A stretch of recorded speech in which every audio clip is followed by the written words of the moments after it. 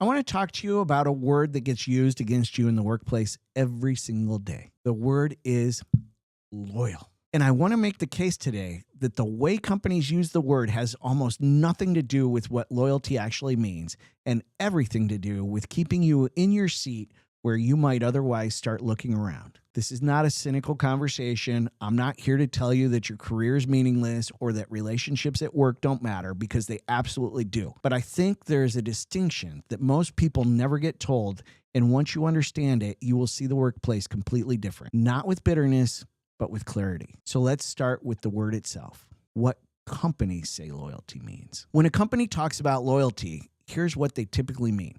They mean you stay. They mean that you don't take calls from recruiters. They mean you put in extra hours without being asked. They mean that when things get hard, you don't walk. They mean that when a competitor offers you more money, you turn it down because you're committed to this place and these people. That is the working definition, and companies are not shy about communicating it. You hear it in onboarding, you see it in culture decks, you feel it in the way managers talk about people who leave versus those who stay. People who leave are described as not being a cultural fit or never really being bought in. People who stay are described as being loyal. The word carries moral weight. That is entirely intentional.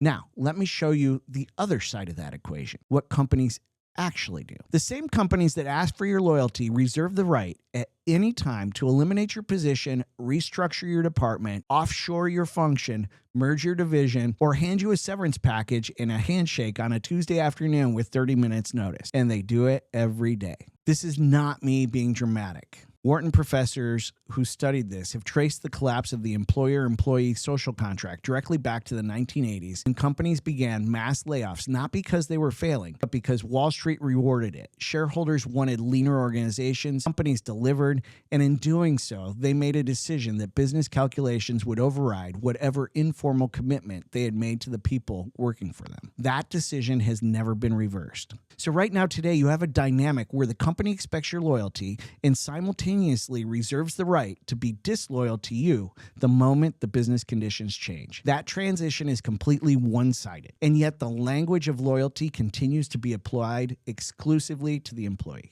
Here's where it gets interesting to me. The language of loyalty has become a management tool, not always consciously, not always with bad intent, but effectively. When you start thinking about leaving, or when you take a call from a recruiter, or when you update your resume, there is a social cost that gets applied to you. You feel like you're doing something wrong, like you're being disloyal. That feeling's not an accident. We're a family here is one of the most common, most dangerous phrases in corporate culture, and it is used precisely because family relationships carry an obligation that professional relationships do not. When a company calls itself a family, it is borrowing the emotional weight of a personal relationship to reinforce a professional one. It is telling you that leaving would be betrayal, not a career decision. Stanford professor Jeffrey Pfeffer, one of the most respected voices on organizational behavior in the world, has said that companies violate implicit contracts with employees on a daily basis. They fail to acknowledge loyalty that was given. They renege on promises. Pensions that were implied get restructured. Career paths that were suggested disappear.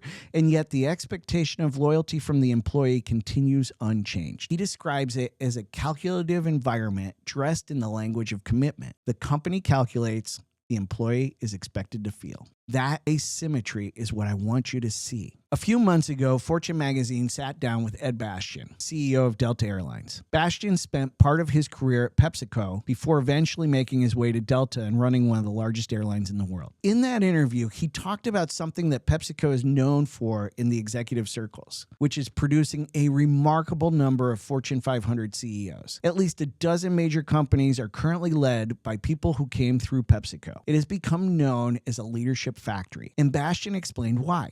He said that PepsiCo is explicit with people from the time they are interviewed. They tell candidates directly that they probably will not retire from PepsiCo. They are not promising a career-long home.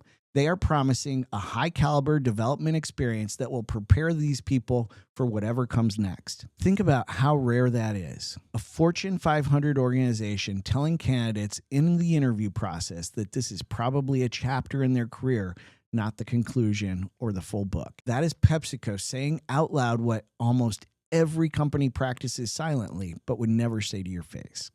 And the result? People perform at extraordinary levels. They produce CEOs at a rate almost no other company matches because when the relationship is honest, people show up fully within it instead of managing around it. That is the point I want to make.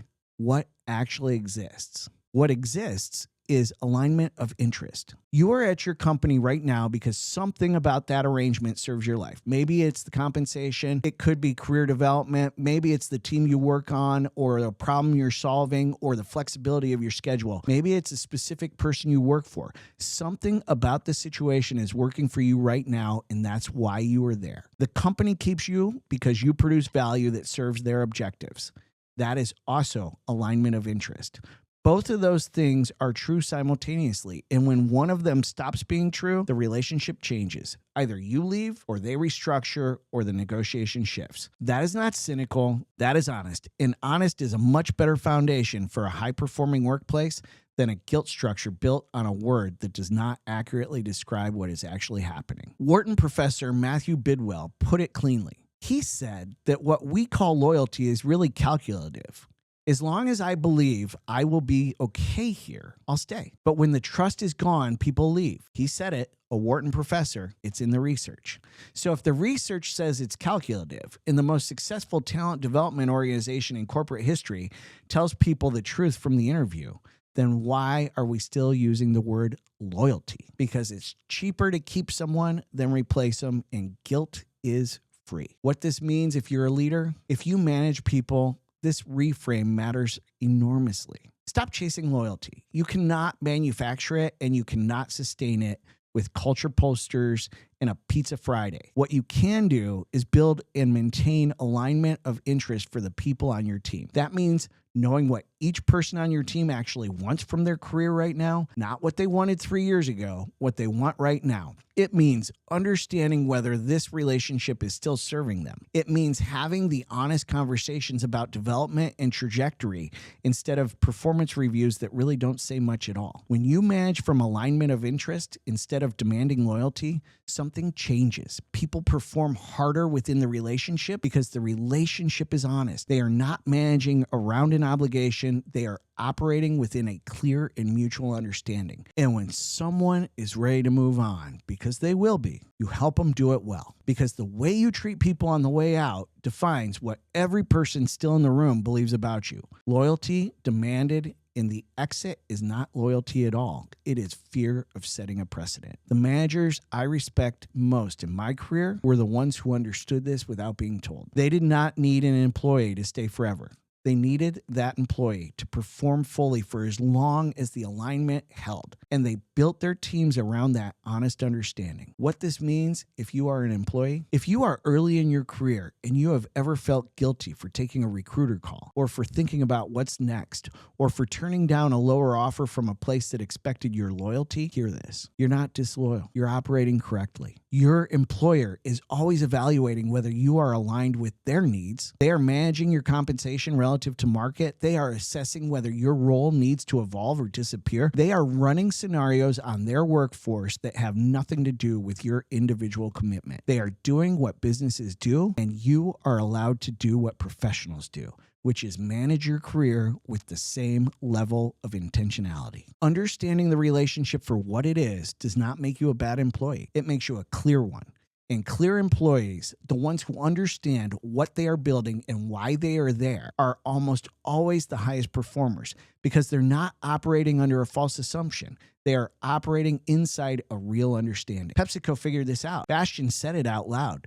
Pfeffer proved it academically, and Wharton documented it. The word loyalty was never an accurate description of the employee relationship. It was always alignment of interest. The companies that say it out loud produce better leaders. The managers who understand it produce better teams. The employee who believe it make better decisions. So the next time someone tells you that you owe the company your loyalty or that leaving would be disloyal, I want you to remember one thing. Loyalty is a personal relationship concept. It belongs between people who have chosen each other without a contract. It belongs in the context of friendships, marriages, partnerships built over decades without financial obligation attached. In the workplace, what you have is something valuable and real, but it has a different name. It is alignment of interest. It is mutual benefit. It is professional relationship that serves both parties as long as it makes sense for both parties. That is worth showing up for. That is worth performing at your best within. But it is not worth feeling guilty about when it changes, because companies wrote that part of the agreement first. Understand the relationship you're actually in. I'm Chip Carlson. This is Talk with Chip. Subscribe if this conversation's been useful to you, and I'll see you in the next one.